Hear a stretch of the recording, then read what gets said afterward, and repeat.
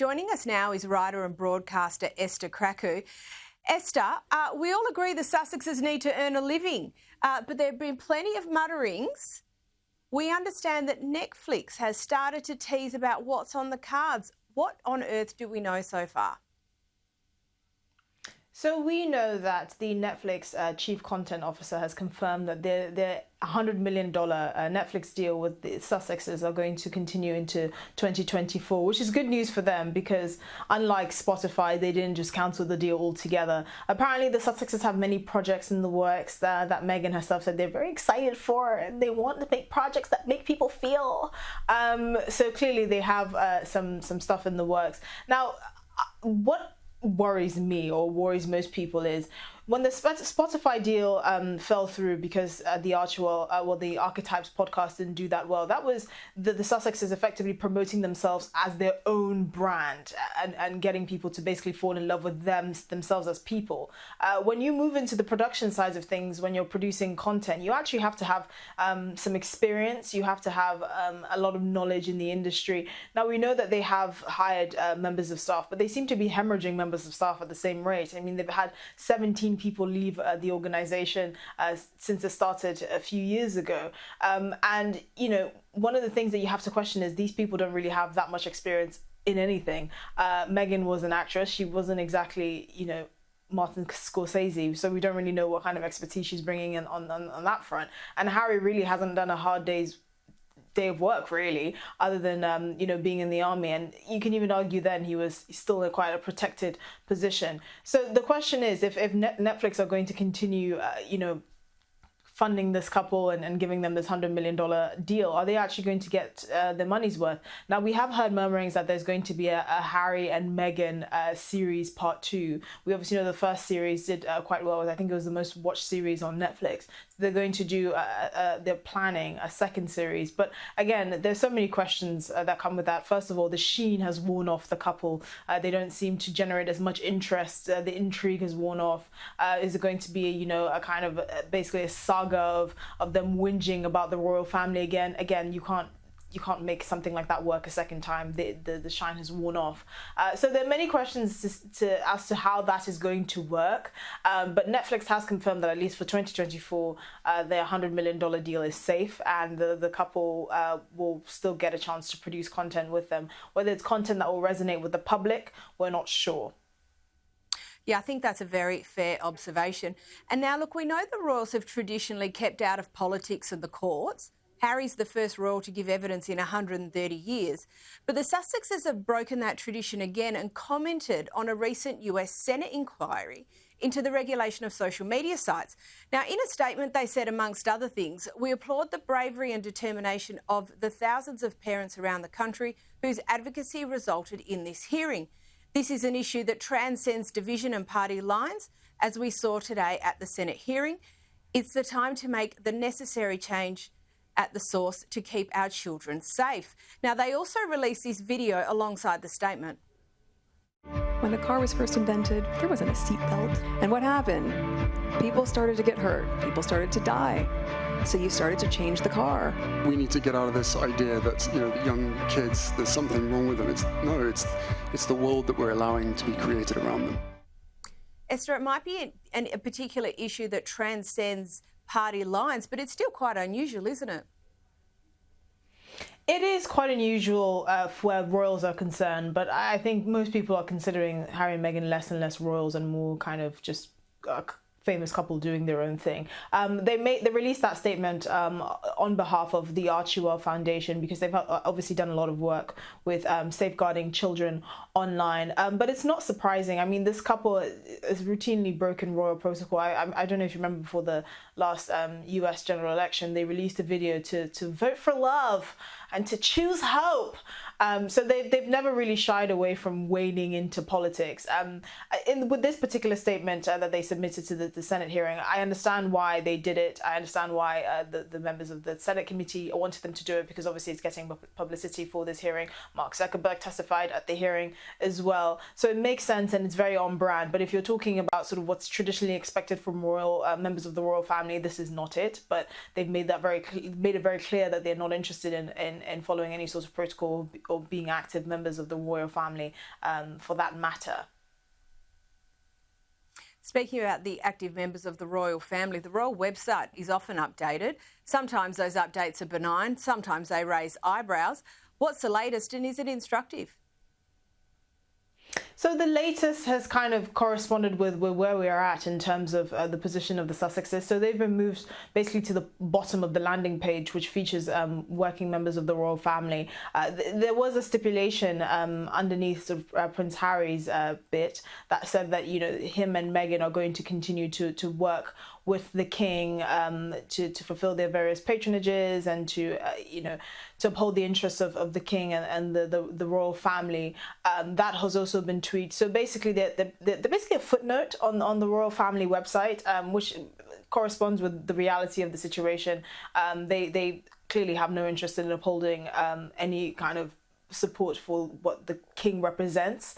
They are more interested in sort of their deal with Netflix and producing content and going to Jamaica to sit at film premieres and all of that. And, you know, the royal family website should reflect their actual current status. It's the same thing with Prince Andrew. This man has basically no place in public life, and the website has reflected that. I'm sure this is not something that will affect the Sussexes, but it is interesting to kind of notice the parallels. So, you know, the royal family runs a tight ship, particularly with regard to its PR and how it communicates with the public. It has an entire institution, and it's an entire ecosystem there. And the Sussexes, I think, tried to replicate that when they left the royal family. They tried to replicate that sort of structure, especially because that's all Harry knew, but it's proven more difficult than before. So now they're just, you know, they've hired basically Hollywood PR agents and you know, have used the same sort of press releases that you would expect of a typical Hollywood celebrity, as opposed to the more intricate and carefully thought out detail that goes into the kinds of communications the royal family has with the media. I mean, they're not even on social media, for instance, so that, you know, no one knew they were going to turn up in Jamaica. They turned up and they just let things happen how they happen, and there's that kind of lack of finesse, and that really shines through, and it makes it easier for them to have blunders. And I think this just, you know, this update on the royal family website just shows, you know, the kind of well-oiled machine that's going on in the firm, as opposed to the Sussexes that are kind of you know, being quite I suppose scatterbrained with their approach to media and public communications. But I mean, after all, Harry and Meghan are out on their own, and they do have quite the lifestyle. And it's interesting that the firm, it still seems to be keeping tabs. We understand there is some concern from within the palace about their spending. Is there anything in this? Well, yes, but mainly because what happens when they run out of money. I don't think the royal family or the palace are concerned with how Harry and Meghan spend their money, because it's their money. They can do what they want. We know that Princess Diana left Harry a sizable inheritance, I think to the tune of around £36 million.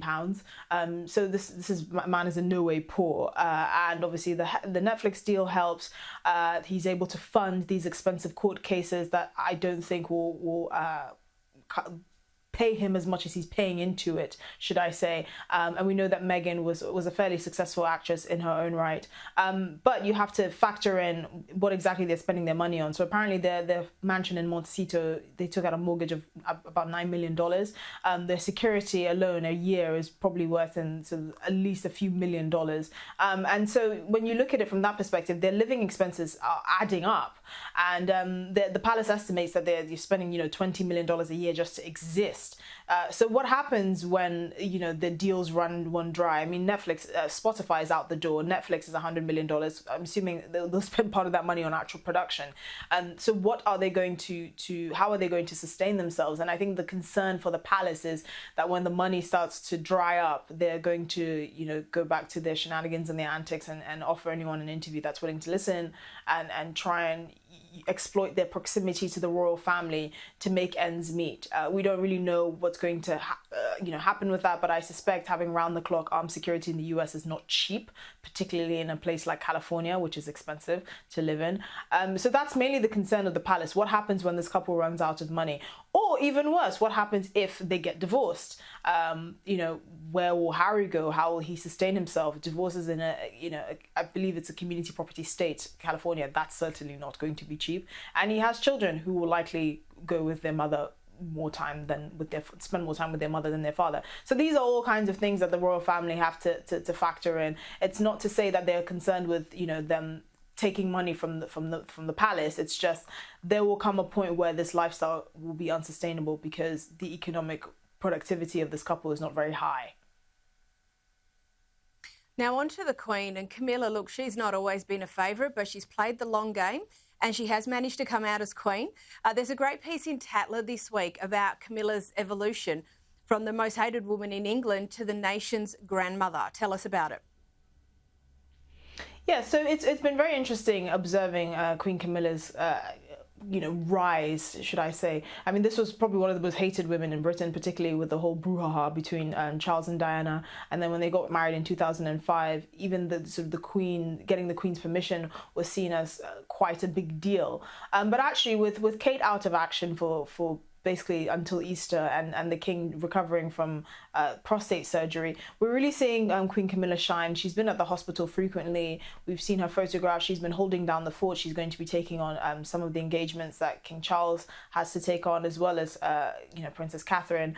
And she's now really being seen as the glue that's holding the royal family together. I mean, King Charles has been very open about the fact that she's been his support. She's been someone who's really steadied him and really helped him focus.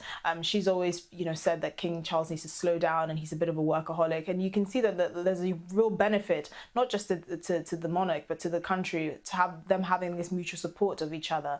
And the Queen has had to deal with a lot. I mean, she's had to have a whole kind of PR rebranding scheme just to rehabilitate her public image after King Charles's acrimonious divorce with Princess Diana, but you can see that she's really come out on top. And at the end of the day, she seems more human to most people than sort of what the tabloids painted her as, certainly in the 1990s and the early 2000s. And I think as people of age, as the country's grown with Queen Camilla, they've also grown to understand her, and they've understood her circumstances and how life is not perfect, no one is perfect, and sometimes people make mistakes, but they can come back from them. Now, we've spoken numerous times on this show about the family feud, and it's generally centred around Meghan and her inability to adjust to life in the palace. A report this week suggests it might not be the case. Yeah, so apparently the feud between William and Harry started before even Meghan entered the picture. Apparently there were differences between their work ethics and their approaches to various charities, particularly when it came to their charities in Africa and wildlife preservation. So William preferred a more local community approach where local communities were empowered to actually conserve, animal preservation territory and all of that, where Harry wanted to have a more I suppose active or forceful approach, where he would force external organizations to meet quotas in terms of preserving wildlife. I mean, he did say in his book Spare that he and William got into an argument about Africa, and Africa being William's, as he quotes him saying. But clearly they're both quite passionate about wildlife and their activities in Africa, and they might have a different approach to it. But we do know that they've obviously had skirmishes, as siblings do, before Meghan entered the picture. I think it was just exacerbated by the fact that obviously when Harry married Meghan and he effectively shoehorned her into the institution and didn't really give her time or give them time for a role to develop or a place for them to develop organically in the royal family, that just heightened tensions between the brothers. And now we obviously know that's nothing compared to everything that's happened since the release of the book Spare. And I do believe that the current situation is going to calcify. I don't think there's really any coming back for at least the brothers at this point. And it will be a bit awkward when King Charles eventually does pass away and the crown passes to King William, for him to have an acrimonious relationship with his own brother. That's not going to bode very well, but sometimes these things happen and you can't really blame anyone.